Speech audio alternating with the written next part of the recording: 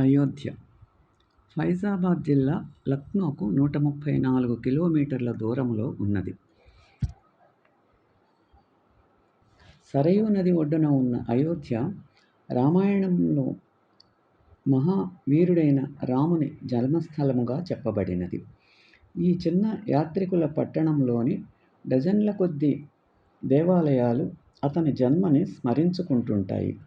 ఇది చారిత్రక వాస్తవమైన సంప్రదాయాల్లో భాగమైన భక్త హిందువులకు అయోధ్య రాముడి పురాణంతో విడదీయరాని సంబంధాన్ని కలిగి ఉంది. తత్ఫలితంగా మొఘల్ చక్రవర్తి బాబరు 1526లో రామ జన్మస్థలం అనుకునే ప్రదేశానికి సమీపంలో ఒక మసీదును నిర్మించినప్పుడు అతను తీవ్ర వివాదాస్పద స్థలాన్ని విడిచిపెట్టాడు. బాబ్రీ మసీదు అనగా బాబర్ యొక్క మసీదుగా ప్రసిద్ధి చెందింది. ఇది హిందువులు మరియు ముస్లింల మధ్య చాలా కాలంగా ఉద్రిక్తతకు మూలంగా ఉంది. 1992లో హిందువులు దీన్ని కూల్చివేశారు. మసీదు దేశమంతటా అల్లర్లకు దారితీసింది. భద్రతా సిబ్బంది ఇప్పుడు సైట్ను కాపాడుతున్నారు. భద్రతా వలయం వెలుపల ఉన్న తాత్కాలిక ఆలయం ఇప్పటికీ యాత్రికులను ఆకర్షిస్తుంది. ముఖ్యంగా కార్తీక పౌర్ణమి రాత్రి సమయంలో నది ఒడ్డున ఉన్న వందలాది పుణ్యక్షేత్రాలలో ప్రసిద్ధి చెందిన దేవాలయాలలో ఒకటి హనుమాన్ దేవాలయము పాతకోట గోడల లోపల నిర్మించబడినది. ఇది వానరదేవుడైన హనుమంతునికి అంకితం చేయబడింది. అయోధ్య జంట నగరం. దాని పశ్చిమాన 6 కిలోమీటర్ల దూరంలో ఉంది. ఫైజాబాద్ గణనీయమైన ముస్లిం జనాభాను కలిగి ఉంది మరియు ఇది 1775లో లక్నోకు మార్చడానికి ముందు అవధ్ యొక్క మొదటి రాజధాని. పట్టణం మధ్యలో జామీ మసీదు నిర్మించబడింది. తరువాతి మొఘలులు షుజా ఉద్దౌలా అనగా అవధ్ యొక్క 3వ నవాబు భార్య బహూ బేగం యొక్క 18వ శతాబ్దపు సమాధి పాలరాతితో నిర్మించబడిన కఠినమైన నిర్మాణం. ఫైజాబాద్లో అందమైన గులాబీ తోట కూడా ఉన్నది. రామాయణం. రాముడు ఆదర్శ వీరుడు.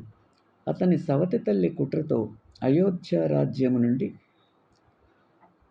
నిరోధించబడ్డాడు మరియు అతని భార్య సీత లక్ష్మణునితో అజ్ఞాతవాసానికి పంపబడ్డాడు. రాక్షసరాజు రావణుడు సీతను అపహరించాడు. అప్పుడు ఇద్దరు సోదరులు వానర దేవుడు హనుమంతుని సహాయంతో రక్షింపబడ్డారు. రాముడు విష్ణువు యొక్క అవతారంగా పూజించబడ్డాడు. శివుని యొక్క గొప్ప విల్లును విరచటంలో రాముడు విజయం సాధించిన తర్వాత రాముడు మరియు సీత వివాహం జరిగినది. ఎంతోమంది దీనిని నేల నుండి ఎత్తటానికి కూడా వీల్లేకపోయింది. 14 సంవత్సరాల పాటు అరణ్యవాసం చేసి రాముడు సీత మరియు లక్ష్మణులు చాలా సరళంగా జీవించారు మరియు అనేక మంది పవిత్ర ఋషుల ఆశ్రమాలను సందర్శించారు. సీతను లంకా రాక్షసరాజు రావణుడు అడవి నుండి అపహరించాడు. ధైర్యవంతుడు జటాయువు ఆపటానికి ప్రయత్నించాడు కానీ రావణునిచే అతని రెక్కలు నరికివేయబడినది. అయినప్పటికీ జటాయువు రాముడు వచ్చే వరకు ప్రాణంతో ఉండి అతనికి విషయము వివరించి మరణించాడు. లంకలోని రాజభవనం రాముడిచే దాడి చేయబడింది మరియు హనుమంతుడు సహాయంతో సీతను రక్షించి రావణుడిని చంపాడు. లక్ష్మణుడు యుద్ధంలో గాయపడ్డాడు కానీ హనుమంతుడు తెచ్చిన సంజీవిని అనే హెర్బల్ ద్వారా రక్షించబడ్డాడు.